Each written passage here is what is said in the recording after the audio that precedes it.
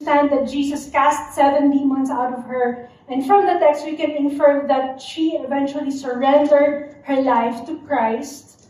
And referring back to Luke chapter 3, she was introduced not only as someone who was once demon-possessed, but also as part of a group of wealthy women, or well-to-do, well-off women who financed Jesus' ministry. Okay, and by now, it says here, they provided for them. They provided for Jesus and his disciples out of their means. Okay, it means they are, they have the means to provide. And so by now, Mary's Facebook bio has changed. Okay, she has now experienced freedom. Okay, it now sounds familiar, similar like JR's bio, right? So you will see how her life changed from being enslaved to experiencing, freedom in Christ. From being enslaved to experiencing freedom in Christ. So our point here is the cross of Christ has the power to liberate us from any kind of enslavement. The cross of Christ has the power. His cross, the death and the resurrection of Jesus has given us freedom from our struggles. All we have to do is to surrender to him. Surrender. Stop trying to free yourself on your own, okay? Just allow him. Go to him and just pour out everything to him, and allow him to free you. For he is powerful enough to do so. If you have lost hope, I'm here to remind you that God is powerful. Jesus is powerful to free you from sin and from any form of oppression. So now we all know that Mary Magdalene followed Jesus, okay? By this time, her Facebook bio would declare her as a follower of Christ, okay? And the Bible says that she, along with Mary, the mother of Jesus, and Salome, were the woman who cared for him throughout his ministry. And now, let's fast forward to the crucifixion. Okay? After all, we're talking about the cross, right? So, Mary Magdalene, picture this with me. Mary Magdalene, she was there, she was at the foot of the cross, witnessing everything, from, every hour, everything. She was there, weeping when, as Jesus took his final breath. So, and also she saw, remember Joseph of Arimathea, she saw him take Jesus' body and bury him, or take him to the tomb. So in Luke chapter 22, verses 55 to 56, it says, the women who had come with him from Galilee, so that includes Mary Magdalene, followed Joseph and saw the tomb and how his body was laid. Okay, and then they returned and prepared spices and ointments. On the Sabbath, they rested according to the commandment. So, after Mary, Mary Magdalene and Salome, so where Joseph had taken Jesus' body, they went home. Okay, but Mary Magdalene might have felt restless. Okay, because she's used to serving Jesus. Okay, remember, she followed Jesus wherever he went. And he was serving Jesus, he was, giving him, whatever he needs. Okay, but now Jesus is dead. But she saw Joseph do something.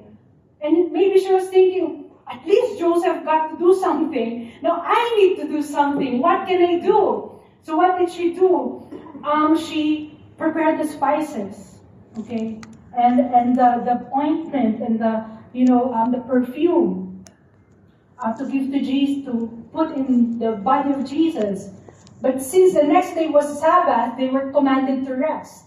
They didn't rest just because they wanted to. They might have felt restless. Okay, I know this is Sabbath, but Sabbath, please, go fast, right? Because they want to go back to tend to the body of Jesus. Okay? And so, after Sabbath, these ointments and spices and the perfume, actually, they serve as like the formalin of the ancient times. So they must be thinking, oh no, the body of Jesus is already rotting there on the tomb, so they couldn't, wait. And so after Sabbath, just as the crack of dawn in Luke chapter 24 verse 1, but on the first day of the week, at early dawn, they went to the tomb, taking the spices they had prepared. They were eager. They were eager to tend to Jesus. Mary Magdalene, she was so excited. She woke up very early, right after Sabbath, to tend to Jesus' body. But lo and behold, when they came to the tomb, they found the tomb empty. Okay? Jesus' body was nowhere to be found. And jumping to John chapter 20, verse 2. So when she saw that the tomb is empty, she ran and went to Simon Peter and the other disciple, the one whom Jesus loved, that's John, okay, and said to them, they have taken the Lord, out of the tomb, and we don't know where they have laid him. She was probably panicking, and she was, confused. Where did they take the body of Jesus? Right? So Simon Peter and the other disciple, John, they went back home. Probably they were, panicking as well. They don't know what to do. They went back home. Okay. Meanwhile, Mary Magdalene returned to the tomb. There, it says here, 2 angels appeared to her. Okay, and in verse 13, they said to her, woman, why are you weeping? She said to them, they have taken away my Lord, and I don't know where they have laid them. Observe how Mary addressed Jesus here. Okay, initially, she called him the Lord. Okay, they have taken the Lord when she was talking to the disciples, but when she talked to the angels, after a moment of tenderness, she addressed him as my Lord, my Lord. This shift reflects an intense sense of nearness, of affection, of intimacy with Jesus, my Lord, my Lord. And in verse 15, Jesus now appeared before her, but because she was still emotional, okay, she's probably crying, and she might not have recognized him. So she said to him, Sir, if you have carried him away, tell me where you have laid him, and I will take it upon myself to take him away. Okay? You see how much Mary Magdalene was desperate to serve Jesus. Even until his death. Even until the death of Jesus. She wanted to do something. She prepared the spices. And then she said, my Lord. And then, she wanted to take the body of Jesus. She still wanted to serve Jesus. So we can see here that her life has changed from, freedom to service. Okay? The freedom that Jesus' death has given us is not the freedom to do whatever we want, without fear of condemnation. Anyway, Jesus is going to forgive me. It's not that kind of freedom. Okay, but it is that kind of freedom to serve Jesus passionately, desperately, just like Mary, and intimately, just like Mary Magdalene. How Mary Magdalene served Jesus throughout his ministry and even in his death. Okay, 1 Peter chapter 2 verse 16 says, you are free, but still you are God's servants. Okay, and you must not use your freedom as an excuse of doing wrong. Okay, it is for the service of God. This is our freedom. So experiencing our freedom in Christ, it motivates us not to go back to sin, but actually to serve Him devotedly because He deserves it all. He deserves it all. For Mary Magdalene, tending Jesus' body was a privilege. It was a privilege. Even if it meant staying up late, before the Sabbath and waking up at the crack of dawn afterward to her Jesus deserved her unwavering service.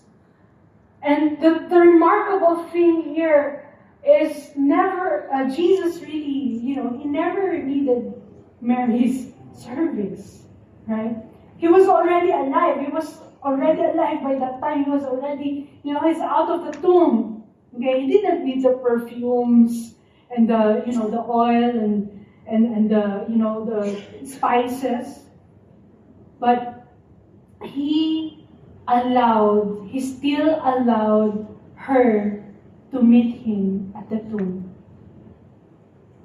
He did not hurriedly, just say, okay, I'm alive, but he just took time. Sat down and said, Mary, called her by her name. And this is what serving Christ looks like. Jesus doesn't really need our service, but He allows us to do it. He wants us to experience worship, to give our all to Him and to bask in His glory, to just stay in His presence because He deserves it all, and even though we are undeserving, that's the love of Christ for us, And at that moment, when Mary was mourning for the missing body of Jesus, He spoke to her in verse 16. Jesus said to her, Mary. She turned and said to Him in Aramaic, Rabboni, which means teacher. And Rabboni, it loosely translates to my teacher. There's a sense of intimacy. It's personal, it's intimate. And in verse 17, Jesus said to her, do not cling to me, for I have not yet ascended to the Father. But go to my brothers and say to them, I am ascending to my Father and your Father, to my God and your God. So what was happening here?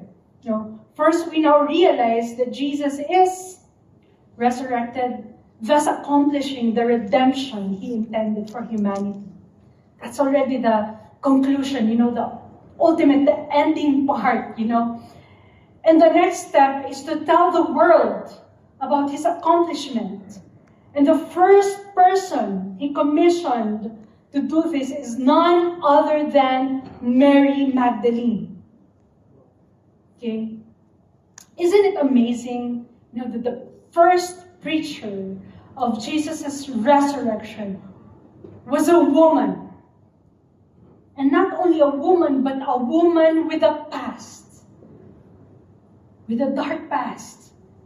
So, Mary Magdalene went and announced to the disciples, I have seen the Lord, and that He had said these things to her. She announced it to the disciples. So she went from being in service of Christ to being a passionate evangelist and preacher of the gospel. Okay. And this time, her service to Christ intensified. And she realized that she was no longer serving a dead Lord, but a true, living, promise-keeping Messiah. So having transformed our sinful past, Jesus wants us to use us as faithful witness to boldly proclaim the good news of His resurrection to others. Jesus, He wants us to brandish our faith just as how Mary did. So now she is proclaiming. Now I'm not saying that we should change our social media bio, okay? That's not the point. of this message, nor am I promoting social media, okay, but because it's not all rainbows and butterflies. But if our Facebook bio or our social media bio could reflect how we truly stand before Christ right now, what would it say? Okay. Are we still clinging to the same identity that we had in the past and use that as an excuse not to preach the gospel? Okay? We say, I'm a slave to sin. I was a slave to sin before. I'm undeserving. Okay? Are we still carrying the shame of the past that keeps us from serving Jesus and proclaiming His gospel? I'm going to be a bit vulnerable with you at the moment. Okay? This is difficult. I had a difficult time yesterday, but anyway. We all had a dark past, right? Maybe not all of you, but some of us. I know I did, I had the same shameful past that for quite some time I couldn't talk about it when I was, a little bit younger, And let's just say I did not enjoy my wedding day. Okay, I've told this to my CG and some of my closest friends. I didn't enjoy my wedding day that much. It wasn't because I didn't love who I'm marrying, okay? Okay, I love my husband more than anyone else in the world, and I thank God that I married him, okay? But I did not enjoy my wedding because I was carrying a shameful past that made me feel unworthy before God. I was ashamed to face Him at the altar during that day. And, God met me in so many ways after my wedding day. He healed me and He assured me that He no longer counted my sins against me when I repented and I surrendered everything to Him. It was a process. And then fast forward to two years later, 2 years after my wedding, okay, I was pregnant with my first child, Lyra. And then Pastor Ray and the leaders, so passionately and excitedly urged me to preach for the first time, at the service. I remember I was here. It was here. This is a photo of it. Okay, it's here in TEC. Okay, and the topic was, I don't know if you can see it, but the topic was walking in purity. Okay. And, when I learned that that's the topic that I'm going to preach, my throat went dry, and I said, really, Lord? I struggled with purity and holiness in my younger years, and now you want me to preach about it? Am I credible? And I was thinking about my college classmates who knew me back then, who knew the old Ivory. I was thinking if they were seated here, they would probably say, really, really you're preaching about that? I know you. You're not credible. You can't preach about that. And here I am today, standing before you, already preaching for 10 years, more than 10 years.